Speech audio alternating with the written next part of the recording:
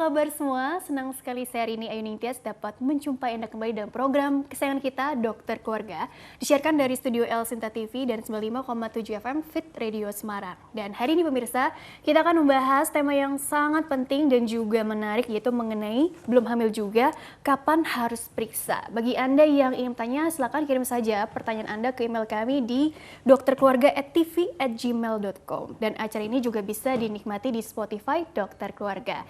Dan hari ini pemirsa, kita kehadiran kembali dengan dokter kita yang cantik, yaitu Dr. Adila Rosa Amanda Malik SPOG.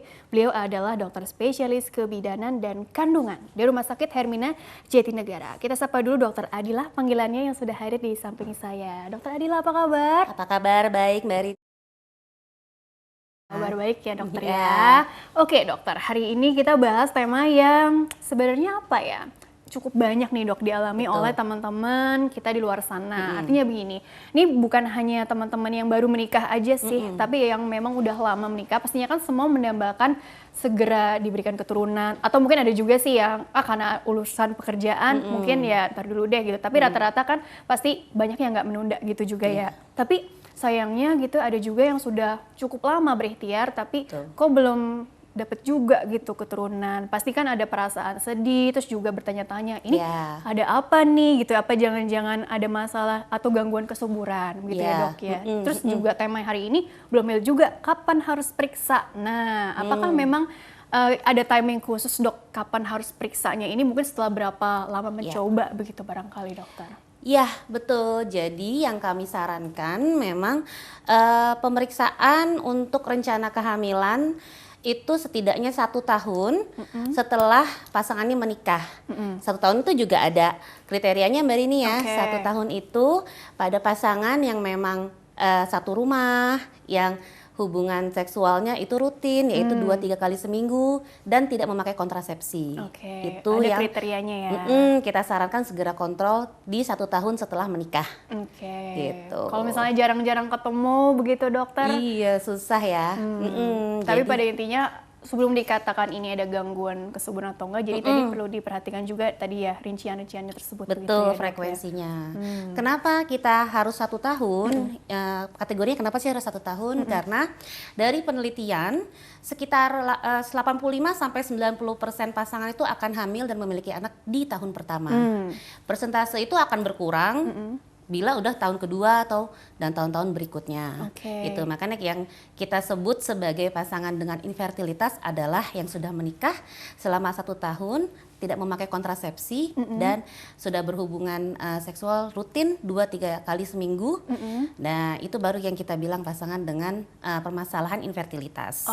Tapi kan ini kan artinya begini, yang mau punya anak ini kan dua belah pihak ya. Iya, betul. Ada istri, ada suami. Jadi kan sebelum mencari tahu ini siapa nih gitu kan, biasanya suka maaf ya, ada aja kan ini di pihak aku apa di pihak pasangan nih gitu ya. Sebenarnya kan kalau dilihat dari faktor resiko ya, tepat nggak sih istilahnya di sini gitu, untuk perempuan sendiri atau untuk laki-laki, apakah mungkin tadi usia juga, ada juga kan yang memang dikejar target begitu dok, artinya ini usia udah, kalau perempuan katanya kalau lewat dari 35 cadangan sel telurnya kan juga katanya mulai menurun gitu, jadi kita ada uber-uberan waktu juga nih katanya seperti itu, bagaimana tuh dokter? Ya betul Mbak Rini, jadi memang salah satu eksklusi juga, kok 1 tahun ya dok, kenapa lama banget gitu. Jadi memang untuk yang pasangan di atas 35 tahun, terutama yang wanitanya berusia di atas 35 tahun, kita mengurangi angka untuk kapan kontrolnya, jadi kapan periksanya ya. Itu kalau misalnya di atas 35 tahun sebaiknya memang sudah 6 bulan setelah pernikahan, itu belum diberikan kehamilan atau diberikan kehamilan yang bertumbuh kembang, itu sebaiknya periksa. Yang perlu kita tekankan di sini, infertilitas itu adalah suatu kondisi, bukan suatu penyakit. Suatu kondisi. Suatu kondisi, bukan suatu penyakit. Jadi untuk pasangan-pasangan itu banyak yang masih ragu, masih dipikirkan tabu, dipikirkan masa harus kontrol sih ya. Ada stigma begitu ya? Ada stigma seperti itu ya, jangan ragu-ragu. Dan memang yang harus kontrol bukan cuma istri, apalagi hanya suami ya. Jadi harus berdua pasangan. Kedua belah pihak dicari tahu ya. Yang dua belah pihak kita cari tahu di mana masalahnya, di mana kita bekerja bersama lah gitu ya, dimana kita yang harus kita usahakan, upayakan supaya tercapai target untuk hamil dan memiliki keturunan gitu. Jadi kalau dicari tahu nih, kalau dari pihak istri dulu nih, tadi kan usia tadi ditanyakan, salah satunya atau cadangan sel telurnya juga gitu, atau mungkin ada permasalahan di anatomis atau mungkin di gangguan haidnya itu sendiri gitu ya. Jadi bagaimana dok kalau mau dilihat secara umum tuh? Secara umum berarti penyebab infertilitas ini ya dari kedua pihak. Ada faktor laki-laki, ada faktor wanita. Male factor and female factor. Faktor wanita itu memegang 40-45% peranan. Faktor laki-laki juga 40-45%. Oh, hampir sama. Hampir sama. Balance. Sisanya kan ada. Sisanya apa, sisanya itu unknown atau tidak diketahui.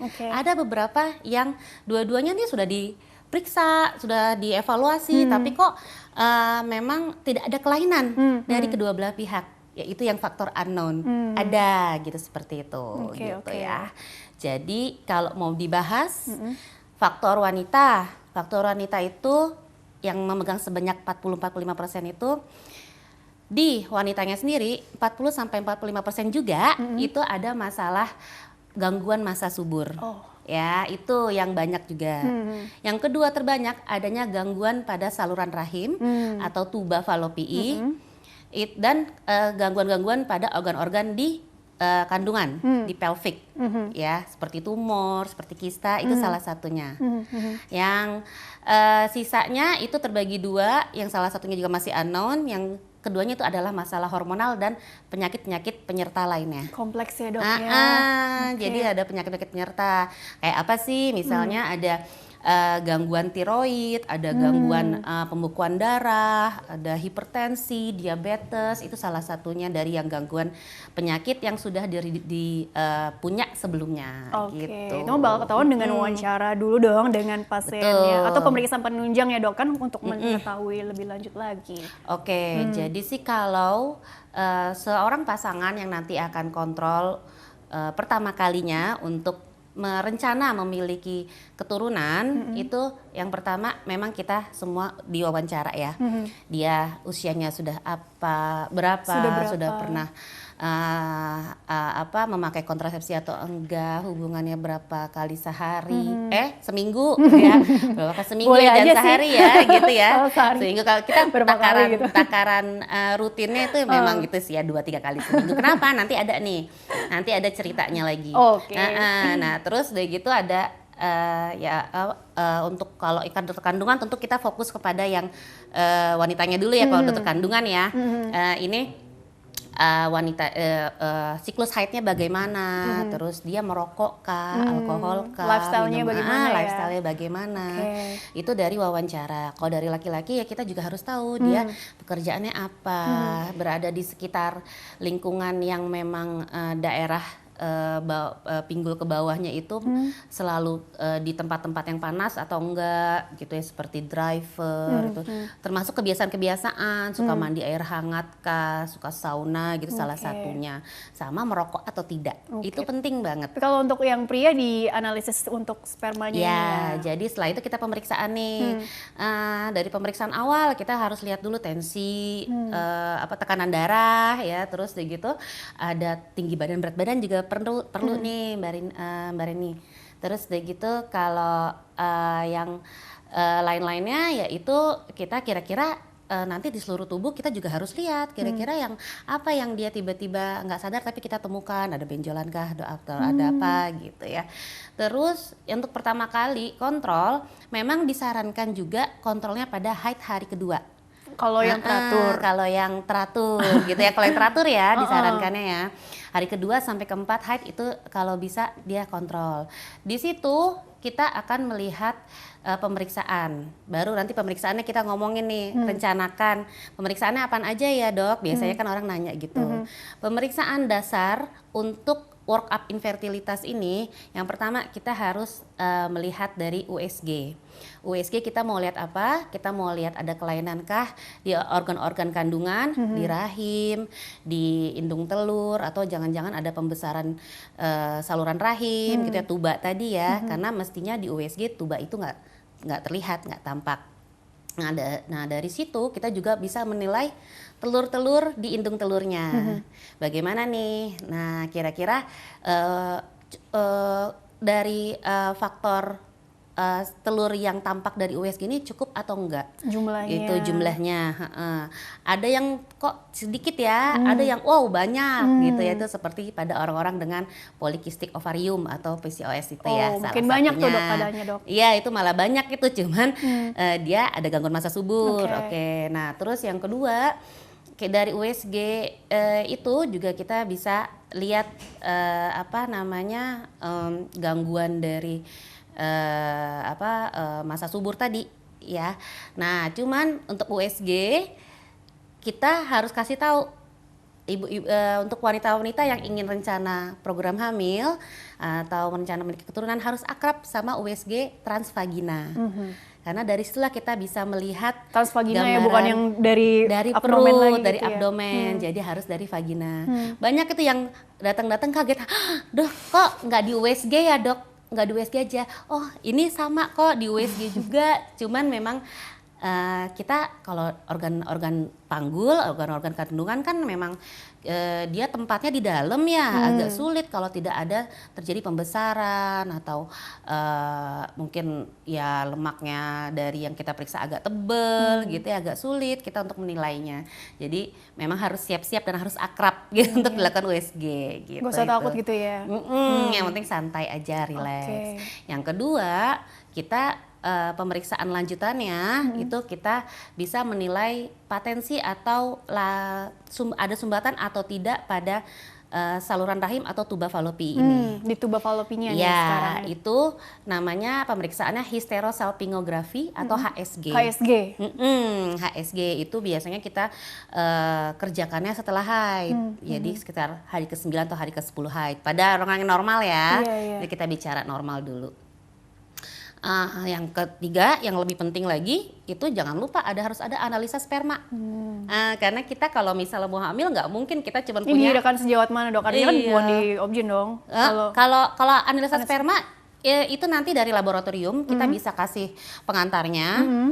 Nanti tinggal dibawa untuk pas kontrol ke kita.